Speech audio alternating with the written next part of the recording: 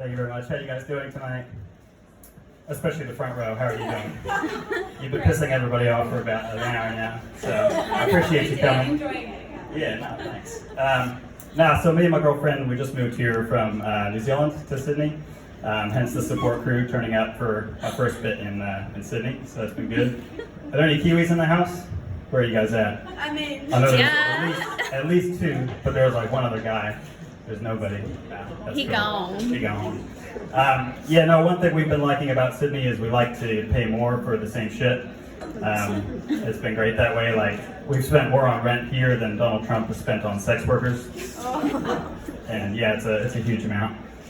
Groceries are really expensive too. Like, not surprised people are stealing from Woolworths.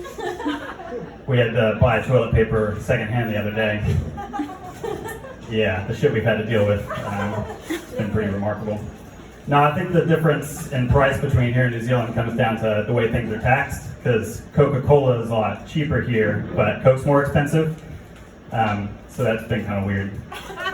We've ditched our soda drinking habits, but we've picked up something much worse, which has been great. Now, the other reason we like living here is because as much as I like spending money, I also like spending time near all the things that will kill you. Like, I was talking to a guy on the plane over, and he was like, "Listen, mate, you've got to watch out for the white pointers, the white tails, and the white women." Pretty sure he was Aussie, but I wasn't sure. Because the next thing he said was, "And don't underestimate the stingrays. That's how they got Steve-O. They can get the best of us, they can get you." Now, I actually thought about moving up to Queensland because I wanted to be closer to the man-eating dinosaurs that you people call crocs. Yeah, they're pretty cool. In New Zealand, Crocs is just a type of high-end footwear. And so, yeah, the only way they'll fuck you up when you're walking your dog is if someone sees you wearing them. Yeah. But apparently the Crocs in Queensland are going hungry because too many people are stabbing each other on dry land. And yeah, the prey supplies are going down. That's the good thing about New Zealand, is it's actually pretty safe, unless you're a Muslim in Christchurch. Too soon, clearly. Yeah. But you're pretty unlikely to end your life in a city like Dunedin. You're also pretty unlikely to enjoy your life in a city like Dunedin. Because it's just too small. Like, there's no opportunity for career growth. I lived there for 9 years, and my business getting old-fashioned colonoscopies never took off. I'm hoping to penetrate the market here. Plenty of assholes around. Speaking of assholes, my girlfriend's parents are also in Dunedin. Yeah, they want us to move back and have children, so I sold both of our passports on the dark web. The good news is we can afford to buy some overpriced alcohol here now, assuming they don't ask for ID. A lot of places in Dunedin will let you in for free because no one really wants to be there. I actually wrote that joke before I knew the show was free, so I'm kind of rethinking that now. But, so I went to one of these places once. It was called the Otago Settlers Museum. Yeah, pretty dull.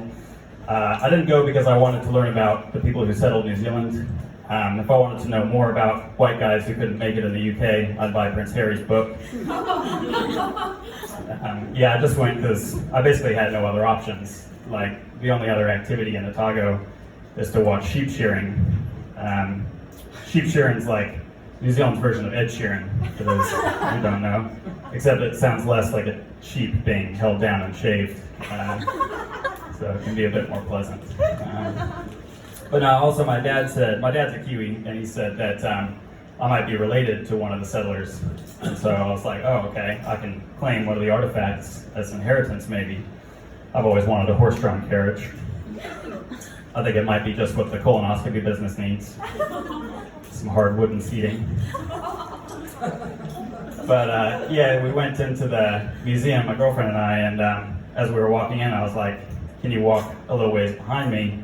I don't want to be seen with a commoner as I'm trying to claim my inheritance. And she's like, is your inheritance the narcissism or the receding hairline, because you've got both. And I was like, I'm way too successful to be a narcissist. There's no way that that's true. Yeah, so we go into the museum and I find the family tree, and I trace it all the way back to like 1843. And just as I'm like putting my finger on the guy at the very top, she looks over my shoulder and she's like, "Hey, that's my last name." Yeah.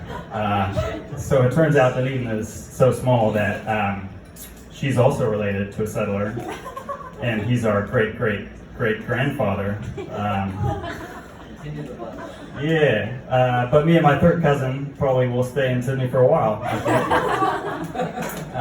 Yeah. No one really cares who you date here as long as you're the same color. So.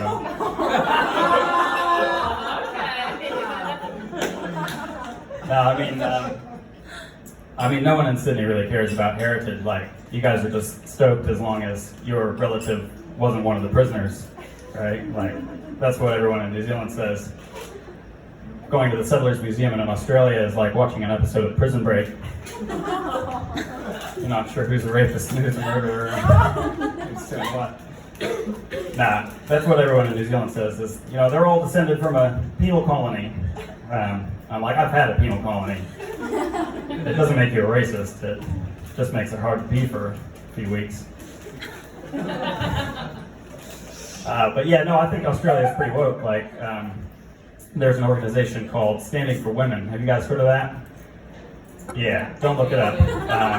Unless you're in incognito mode, because you might start getting ads with swastikas on them, stuff like that. But yeah, I'm going to leave it there, guys. Thanks a lot.